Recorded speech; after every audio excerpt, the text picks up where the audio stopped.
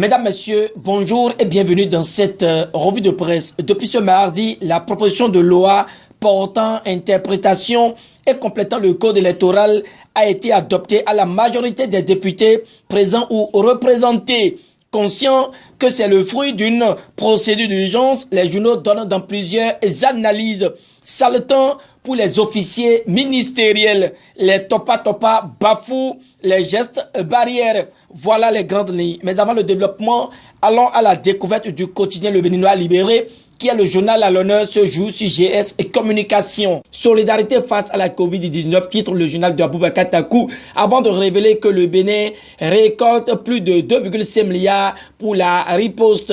Avec son second titre, le Béninois Libéré informe au sujet du vote de la loi portant interprétation et complétant le code électoral. Sans bruit, le quotidien de Aboubacar Takou salue la clairvoyance du président Patrice Talon, signalant que les élections sont terminées et que l'installation des conseils communaux a démarré depuis la semaine dernière. Le Béninois Libéré trouve que ce processus qui s'est bien déroulé et sans difficulté dans certaines communes rencontre d'énormes obstacles dans d'autres, avec comme constat des rébellions affichées de certains conseillers visant à bloquer la bonne poursuite du démarrage de l'installation et la gouvernance locale.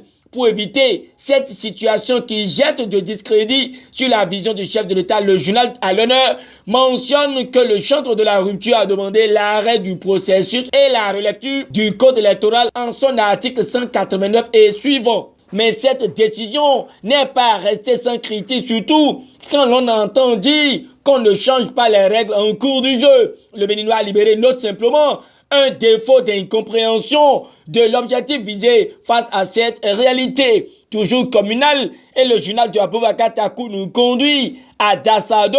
Nous sommes dans les collines et rapporte que la Cour suprême, seul juge des contentieux électoraux, rend justice à l'Union progressiste en restituant 2 sièges volés. Si l'essai de viande ne gâte pas la sauce, comme on l'entend souvent dire, il est clair que les 2 sièges restitués au parti dirigé par Bruno Amoussou vient augmenter ses élus. Face à cet état de choses, le Béninois Libéré répond que Rundonoubo arrache 2 dents dans la douleur à Okoundé, avant de finir avec une note afférente à la rigueur de la rupture dans une affaire domaniale où Maître Ben Collé est déposé en prison. Le Béninois Libéré poursuit sur la modification du code électoral et pense que c'est pour évaluer et surtout gagner le temps que le président Patrice Talon, l'apôtre du développement, nous met en face des réalités nous concernant, balayant ainsi tout ce qui entrave l'avancée démocratique. D'autres journaux, tels le Matinal, Diakpata, le Soleil Bénin Info, Nord Bénin et le Potentiel abondent dans le même sens que le journal précédent et donnent raison à Talon qui, selon la Nation, prône le renforcement de la discipline du groupe au sein des partis politiques. Mais d'un avis tranché quotidien d'Abarou, indexe le toilettage du code électoral au Bénin et voit que c'est une bombe à retardement en plein changement. Pour lui, de graves cacophonies sont en perspective dans les mairies. Selon Matin Libre, la mouvance se tire une balle dans le pied avec cette loi interprétative à la rescousse qui ouvre déjà la porte aux critiques.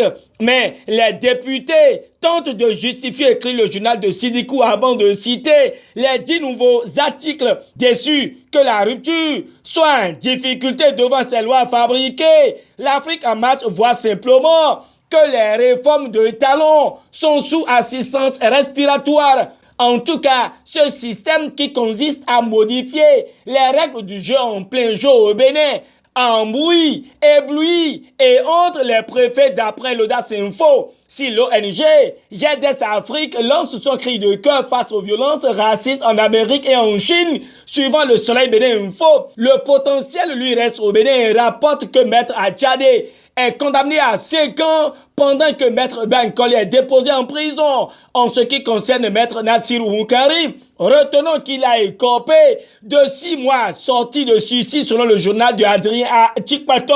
L'autre chose dans cette revue de presse, c'est le constat effectué par les journaux face au Covid-19 et la reprise des transports en commun. À Barakou, Matin Libre note une timide reprise des activités avec la hausse des tarifs de voyage qui varie entre 9 000, 11 000 et 12 000 francs CFA selon la compagnie. Ce qui est bien est que la nation donne les clarifications sur les nouvelles exigences de la vie en commun, que le potentiel voit déjà bafoué par les topa qui font fi des gestes barrières, toujours avec le potentiel. Et nous savons qu'une affaire de tontine donne 3 mois à Zakota. Ici, pas de mort, mais le Bénin enregistre 11 nouveaux cas de malades de Covid-19. Voilà qui vient mettre un thème à notre rendez-vous d'aujourd'hui. Merci de nous avoir préférés pour vous informer. Au revoir et à demain.